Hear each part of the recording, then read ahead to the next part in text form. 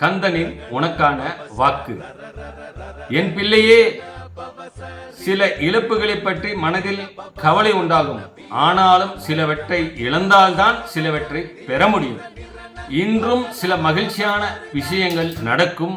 இன்னும் 2 மாதங்கள் கொஞ்சம் கவனமாக இருந்தால் தேவையற்ற கவலைகள் தவிர்த்து மகிழ்ச்சியாக இருக்கலாம்.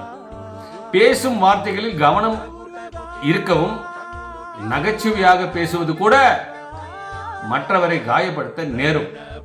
பின்னர் அதன் விளைவுகளை சந்திக்க வேண்டி வரும். பிள்ளைகளுக்கு அன்பும் அரவணைப்பும் தேவை. அவர்களுக்கு எதையும் பக்குவமாக பேசி புரிய வையுங்கள். அடுத்தடுத்து செலவுகள் வரும் நேரம். வைகாசி விசாகத்திற்கு பிறகு சேமிப்பு அதிகரிக்கும். அதுவரை செலவுகள் உண்டு.